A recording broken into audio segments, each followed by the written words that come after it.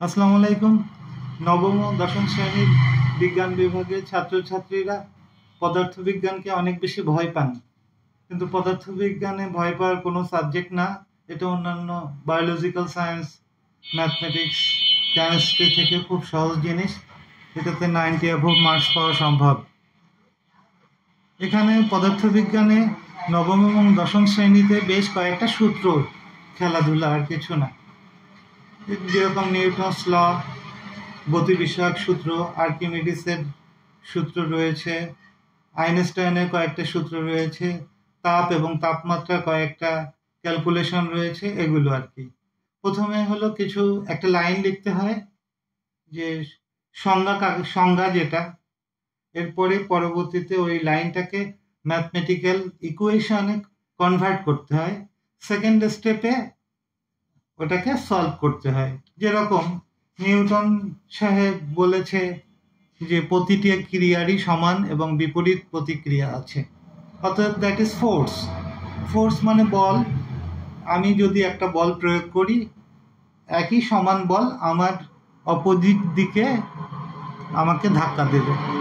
ঠিক নিউটনের সাহেব যে সূত্রটা বলেছেন যে প্রতিটা ক্রিয়ারই সমান এবং বিপরীত প্রতিক্রিয়া রয়েছে, ওটা ফোর্স প্রয়োগ করলে আমার বিপরীত দিক থেকে মাইনাস ফোর্স চলে আসবে। আমি যদি 5 কেজি বল প্রয়োগ করি কারো পরে, তাহলে আমার দিকেও 5 কিলোগ্রাম বা কেজি বিপরীত দিক থেকে এই বলটি প্রয়োগ হবে। নিউটনের তৃতীয় সূত্রের মাধ্যমে এটাই ক্লিয়ারলি বলা হয়েছে। পদার্থবিজ্ঞান ঠিক এতটাই সহজ সাবজেক্ট। নিউটনের first law, second law, third law, প্রতিটা লতে ইকুয়েশনের মাধ্যমে বিভিন্ন জিনিস প্রতিপাদন করা সম্ভব। যেরকম বল সমান সমান ভর গুণ ত্বরণ, যারা জানেন। ইংলিশে এফ সমান সমান এম এ, এফ সমান সমান ফোর্স, FOURCE, এম তে মিন্স MASS, মাস, এবং এ সমান সমান এক্সিলারেশন। দ্যাট ইজ বল সমান সমান ভর গুণ ত্বরণ। বাংলায় যেটা, বল সমান ভর গুণ ত্বরণ। পদার্থবিজ্ঞানটা ঠিক এতই সহজ সাবজেক্ট।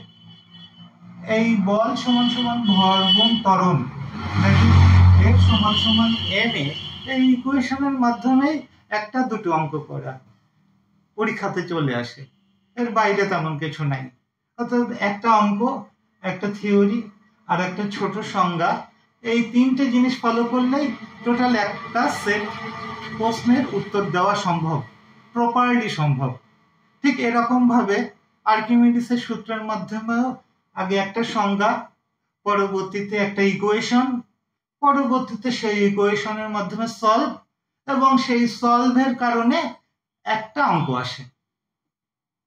ঠিক প্রতিটা চ্যাপ্টার এভাবে যদি আমরা মার্কস কালেক্ট করতে পারি, পদার্থবিজ্ঞান সো ইজি। এবং এখানে 90-এর উপরে মার্কস পাওয়া যে কোনো স্টুডেন্টের ক্ষেত্রে সম্ভব। যে কোনো সায়েন্সের নবম এবং দশম শ্রেণীর স্টুডেন্টদের ক্ষেত্রে 90-এর উপরে মার্কস পাওয়া সম্ভব। That is A+ above, golden পাওয়া সম্ভব পদার্থবিজ্ঞানে। আর ফিজিক্সে যদি গোল্ডেন পান, তাহলে সব সাবজেক্টেই আপনারা ওভারঅল গোল্ডেন পাওয়ার সম্ভাবনা 90%। কিন্তু পদার্থবিজ্ঞানের কারণেই গোল্ডেন হয় না কারণ। অনেক ভালো ভালো স্টুডেন্ট বাংলা ভালো পারেন, ইংলিশ ভালো পারেন, কেমিস্ট্রি পারেন, বায়োলজিক্যাল সায়েন্স পারেন, সব সাবজেক্ট পারেন, কিন্তু ফিজিক্সে অল্প মার্কস 80-র উপরে নামার কারণে গোল্ডেনটা আর হচ্ছে না।